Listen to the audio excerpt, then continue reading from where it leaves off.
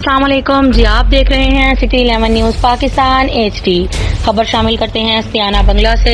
ہمارے bureau chief تحسین حیدر رشید کی رپورٹ کے مطابق ستیانہ بنگلہ کے نواقی گاؤں 89 میں سیوریج کی ناقص صورتحال کے باعث عوام سراپا احتجاج۔ MPA صرف ووٹ لینے کے لیے آتے ہیں، کام نہیں کرواتے۔ گندا بدبودار پانی لوگوں کے گھروں میں داخل ہونا شروع ہو گیا، جس کی وجہ سے طرح طرح کی بیماریاں پیدا ہونا شروع ہو گئیں۔ گندے پانی کی نکاسی کے لیے فی الفور انتظامات کیے جائیں۔ ستیانہ کے نواقی گاؤں چک نمبر 89 میں 10 لاکھ روپے کی لاگت سے سیوریج کا منصوبہ تو شروع کیا گیا، لیکن سیوریج کے پانی کی نکاسی کے لیے کوئی خاص اقدامات نہ کیے گئے، جس کی وجہ سے گندا اور بدبودار پانی گلیوں میں جمع ہونا شروع ہو گیا۔ گندا اور آلودہ پانی انسانی صحت کے ساتھ ساتھ آبی حیات کے لیے بھی کسی زہر سے کم نہیں۔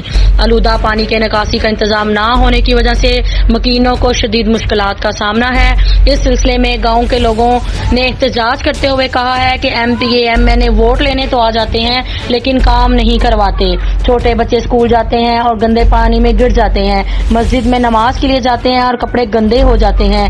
گاؤں کے مکینوں نے وزیر اعلیٰ پنجاب، ڈپٹی کمشنر فیصل آباد، اسسٹنٹ کمشنر جڑاوالا اور متعلقہ محکمے سے مطالبہ کیا۔